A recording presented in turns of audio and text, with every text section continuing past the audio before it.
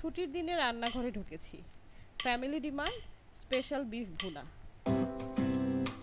আসসালামু আলাইকুম ভিউয়ার্স, আজ আমি আপনাদের তৈরি করে দেখাবো স্পেশাল বিফ ভুনা। আর স্পেশালিটিগুলো আপনারা রান্নার সময় দেখে নেবেন। বিফ 1 কেজি উইথ বোন, 1 কাপ পেঁয়াজ কুচি, আধা কাপ বেরেস্তা, বাটা মশলার মধ্যে রয়েছে আদা রসুন পেস্ট আর পেঁয়াজের পেস্ট। এখানে রয়েছে সব মশলাগুলো, ডেসক্রিপশন বক্সে আপনারা দেখে নেবেন পরিমাণ। আধা কাপের মতো তেল। এই সব উপকরণগুলো দিয়েই আজকে আমার স্পেশাল বিফ ভুনা তৈরি করব।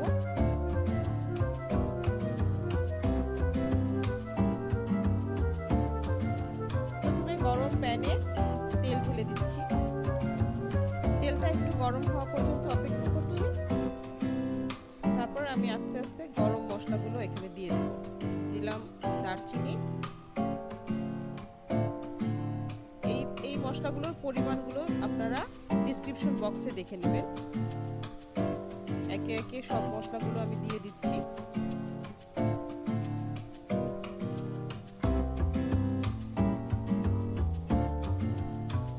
তেল গরম হতে হতে এই মশলাগুলো একটু ভাজা হয়ে যাবে এবং খুব সুন্দর একটা ফ্লেভার আসবে।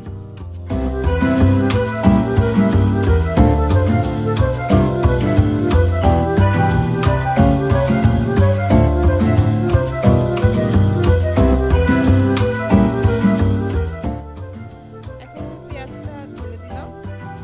পেঁয়াজটা হালকা গোলাপি হওয়া পর্যন্ত বা একটু ট্রান্সলুসেন্ট হওয়া পর্যন্ত ভাজতে হবে। খুব বেশি ভাজা যাবে না।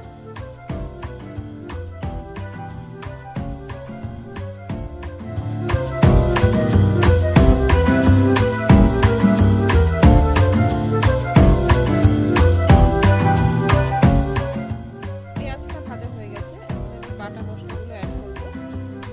আমি এখানে আদা বাটাটা এখন অ্যাড করব না, আদা বাটাটা আমি পরে অ্যাড করব। এখানে আমি রসুন আর পেঁয়াজের বাটাটা অ্যাড করে আবার একটু কষিয়ে নিচ্ছি, কাঁচা গন্ধটা দূর হয়ে যাওয়া পর্যন্ত। ভিউয়ার্স, ভিডিওগ্রাফি অ্যান্ড এডিটিং এই কাজগুলো করেছে আমার ছোট্ট মেয়ে আরিবা। আমি ওকে একটা থ্যাঙ্কস দিচ্ছি, তারপর রান্নাটা কন্টিনিউ করছি।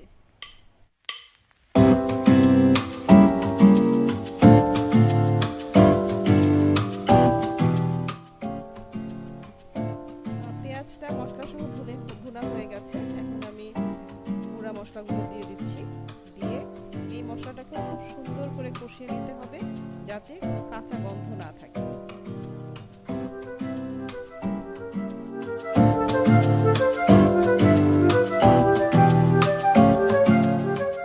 এই পর্যায়ে আমি লবণ অ্যাড করে দিচ্ছি। লবণ আমি এখন পুরোটা দিব না, একটু একটু করে লবণ দেওয়াই ভালো, কারণ লবণ বেশি হলে আর কমানো যায় না।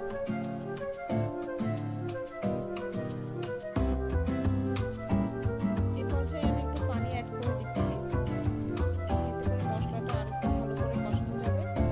আর মশলাটাতে আমি বেশ কয়েকবার অল্প অল্প করে পানি মিশিয়ে ভালোভাবে কষিয়ে নেব। মাংসের স্বাদ কিন্তু মশলা কষানোর উপরে অনেকটাই নির্ভর করে।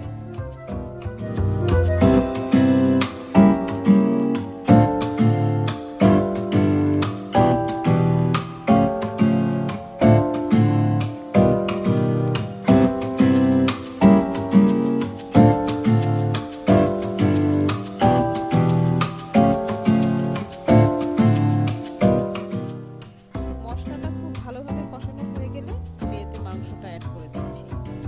মাংসটাকে খুব ভালোভাবে মশলার সঙ্গে মিশিয়ে নিতে হবে।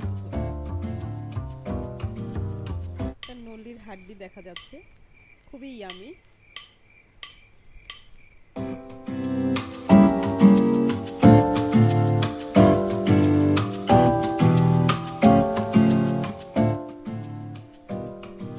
এখন আমি মাংসটা কষাচ্ছি, কারণ এই মাংসটার যে স্পেশাল বিফ ভুনা বলেছিলাম, সেই স্পেশালিটিটা হচ্ছে কষিয়ে কষিয়ে মাংসটাকে রান্না করা। প্রথম থেকে শেষ পর্যন্ত অল্প অল্প পানি দিয়ে আমি শুধু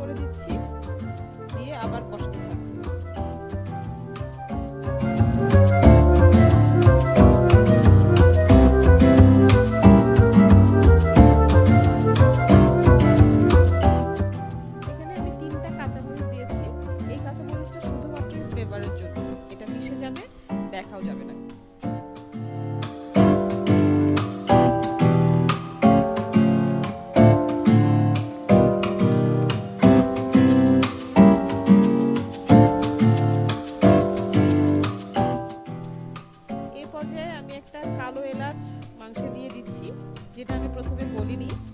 আর এখন দেবো একটা রসুন।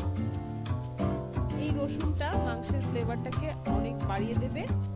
আর গরুর মাংসের মধ্যে তো আপনারা অনেকেই এরকম আস্ত রসুন ব্যবহার করেন। এটা স্বাস্থ্যের জন্য অনেক ভালো আর মাংসের টেস্টটাকেও বাড়িয়ে দেয়।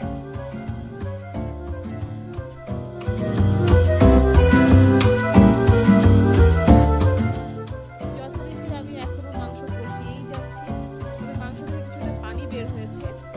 এই পর্যায়ে আমি আদাটা অ্যাড করে দিচ্ছি। আমি বলেছিলাম আদাটা আমি পরে অ্যাড করব, এর ফ্লেভারটা মাংসের মধ্যে থেকে যাবে।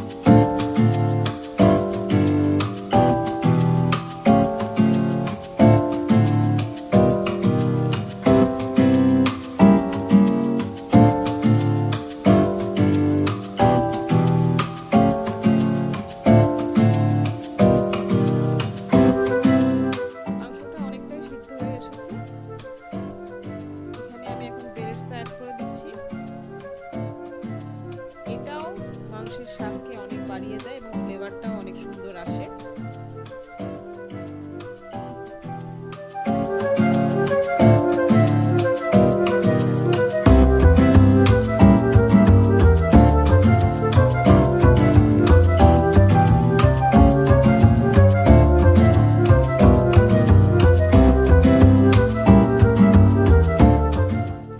পাশের চুলায় পুঁই শাক দিয়ে চিংড়ি মাছ রান্না হচ্ছে, এটা আমরা লাঞ্চে খাবো।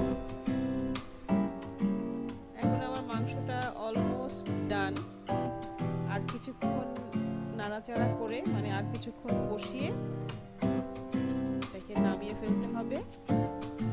আমি আরো কিছুক্ষণ এটাকে কষিয়ে দিচ্ছি।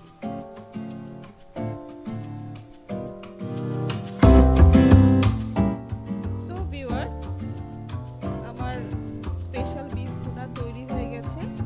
আমি এটাকে বাটিতে সার্ভ করেছি। দেখুন কালারটা কি সুন্দর হয়েছে, আর সেই নল্লির ভিতরের মজ্জাগুলো খুব সুন্দর দেখা যাচ্ছে।